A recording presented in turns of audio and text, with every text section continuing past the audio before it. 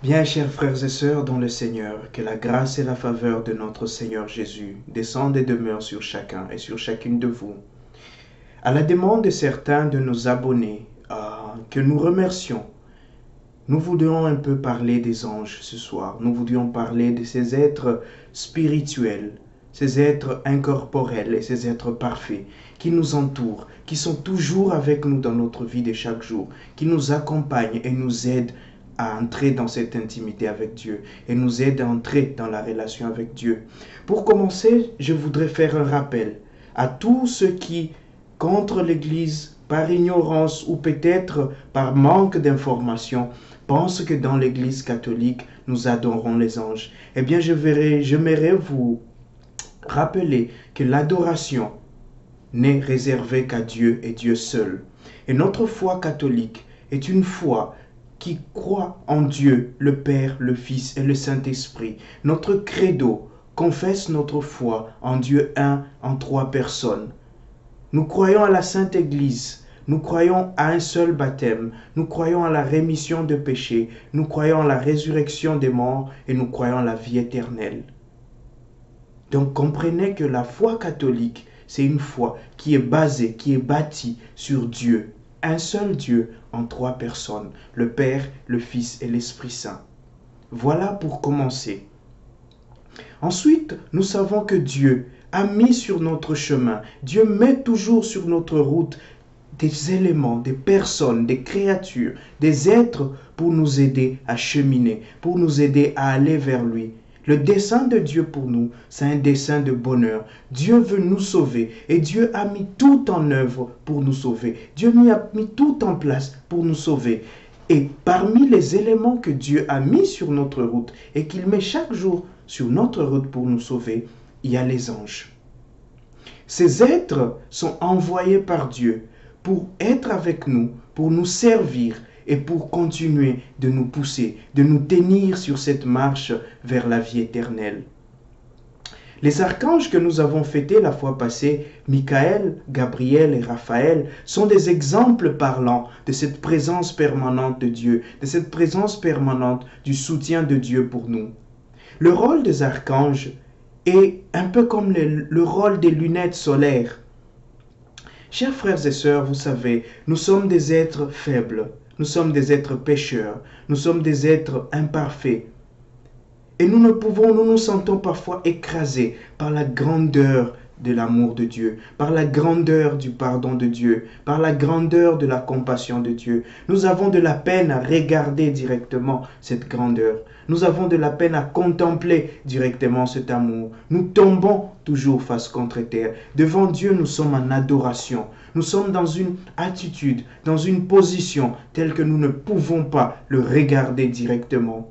Et les anges servent comme ces lunettes solaires qui nous permettent de fixer Dieu sans que le regard de ce Dieu-là, sans que cette grandeur de Dieu ne nous écrase et ne nous anéantisse. Et donc Dieu les envoie sur notre route pour qu'ils soient nos compagnons, pour qu'ils nous aident à comprendre qui est Dieu, pour qu'ils nous aident à guérir de nos blessures, pour qu'ils nous aident à trouver la force. L'ange Michael, dont le nom signifie « qui est comme Dieu », est celui qui est envoyé par le Seigneur avec tout un groupe d'autres anges qui remplissent la même fonction pour nous aider à déjouer les pièges du Satan. Dans l'iconographie, on représente l'ange Michael avec une lance en train d'écraser la tête du Satan. C'est pour dire que l'ange Michael veut nous rappeler que contre le Satan qui veut nous faire croire que Dieu c'est un tyran, que Dieu ne veut pas notre bonheur, que Dieu veut nous garder dans la dictature, que nous devons nous rebeller, que nous pouvons devenir des dieux, l'ange Michael vient nous rappeler que personne, nul n'est comme Dieu. Et les psaumes nous le rappellent chaque fois. Nul n'est comme notre Dieu. Qui est comme Dieu? Qui a créé le ciel et la terre? Qui a fait les merveilles? Qui peut faire mourir et appeler à la vie? Seul Dieu le peut. L'illusion que le diable veut nous faire comprendre, que veut nous transmettre, c'est celui de croire que nous pouvons être des dieux. Et c'est ce qu'il a fait au paradis quand il y a été chassé. Et l'ange Michael a été là a été envoyé par Dieu. Il porte cette splendeur de la grandeur de Dieu. Il porte la puissance de Dieu. Il porte la force de la grâce de Dieu. Et c'est ça qu'il vient nous transmettre. C'est ça qu'il vient nous donner. C'est ça qui vient nous faire ressentir. Les anges sont là aussi pour nous faire ressentir cette présence de Dieu. Michael nous fait ressentir cette protection de Dieu. Michael nous fait ressentir cette grandeur unique de Dieu. Qui est comme Dieu? Il est notre protecteur. Qui est comme Dieu? Il est notre défenseur. Qui est comme Dieu? Il est notre créateur. Et lorsque nous implorons, lorsque nous invoquons la présence de l'ange Michael, c'est justement pour sentir ces éléments-là, pour sentir la protection de Dieu autour de nous, pour sentir cette défense de Dieu autour de nous, pour être capable de déjouer le piège de Satan. Michael nous aide à discerner cela, à voir les pièges du malin et à écraser le malin. Lorsque Satan vient nous insinuer cela, Michael est là pour nous rappeler que Dieu est le plus grand, que Dieu est le plus fort, que Satan, dans toute l'histoire, il n'y a aucune partie de l'histoire où il est le vainqueur. Gabriel, dont le nom signifie la force de Dieu, est là lorsque nous faiblissons, lorsque nous sentons que sur notre marche nous ne pouvons plus tenir, lorsque nous sentons sur notre marche que nous commençons à fléchir, que nous ne sentons plus, que nous n'entendons plus cette voix de Dieu, que comme si Dieu est loin, Dieu nous a abandonnés, Dieu nous a lâchés. Lorsque nous sentons cette lassitude intérieure, ce désert intérieur, eh bien Gabriel vient pour nous rappeler que Dieu nous parle toujours, que Dieu est là, que le message de Dieu, comme dirait Jésus, que ce message-là, il est éternel, que ce message-là ne passera jamais, que la parole de Dieu, elle est toujours là. Elle est inscrite dans notre cœur. Voilà ce que vient nous rappeler l'ange Gabriel. Il vient nous annoncer que Dieu est là, que Dieu est grand, que Dieu nous sauve, que Dieu est toujours avec nous. Et donc, lorsque nous avons cette dévotion, cette vénération, c'est pour nous rappeler que la puissance de Dieu est là, que Dieu est notre force, que lorsque nous faiblissons, nous devons recourir à la parole de Dieu, que lorsque nous commençons à tomber, que lorsque nous sentons nos forces nous lâcher, Dieu est présent. Dieu ne nous abandonne pas, Dieu est toujours là. Enfin, nous avons le troisième archange dont nous parle la Bible, c'est l'archange Raphaël, la médecine de Dieu. Dieu guérit.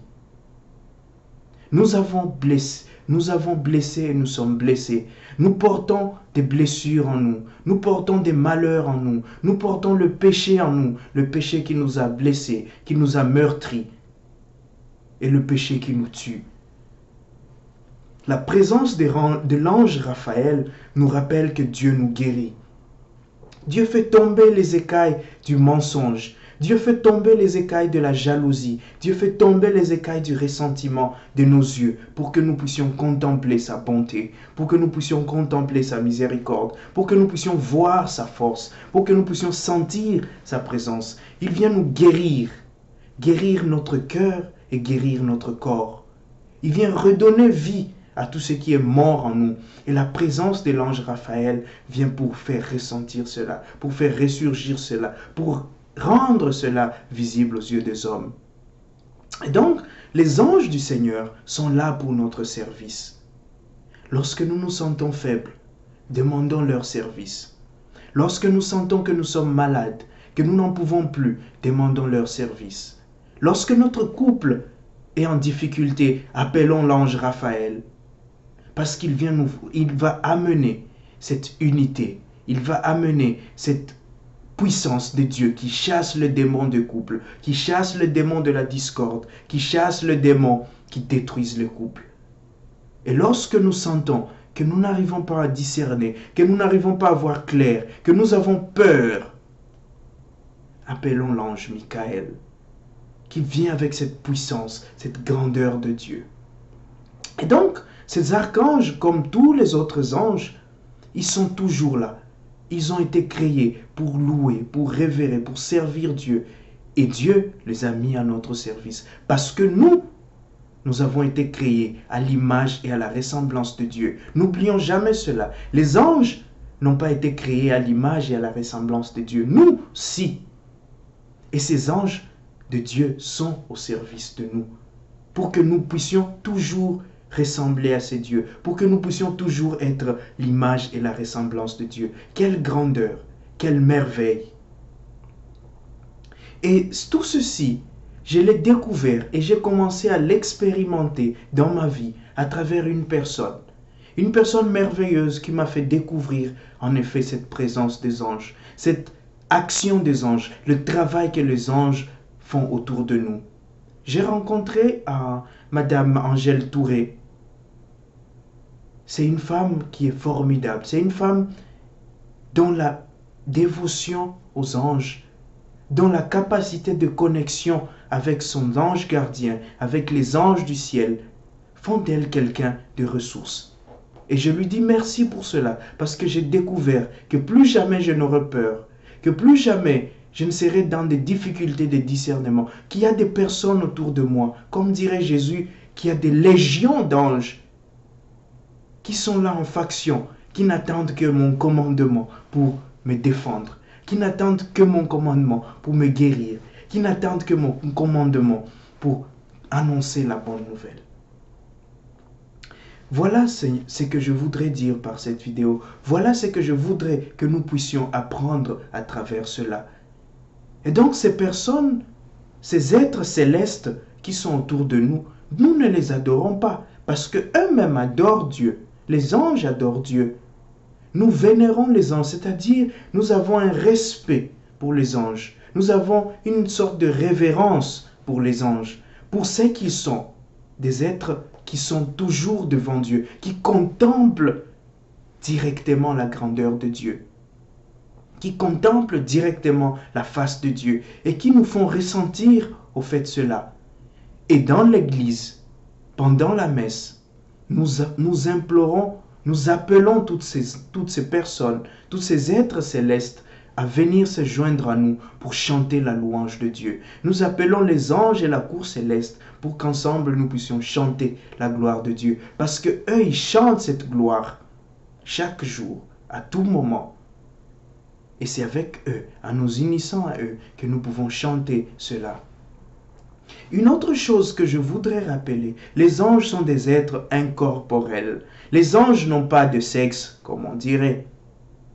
Et donc, les représentations que nous voyons des anges sont des représentations d'artistes qui veulent refléter une réalité, qui veulent refléter par exemple la force, par exemple la guérison, par exemple le soutien, par exemple la compassion. Voilà, il y a des anges qui nous font ressentir cela. Donc, chers frères et sœurs, n'ayons pas peur, n'ayons pas honte, ne soyons pas gênés de parler à nos anges. Les anges gardiens qui sont autour de nous, ces anges dont le travail est de nous guider, ces anges dont le travail est de nous pousser vers Dieu, de nous montrer le bon chemin.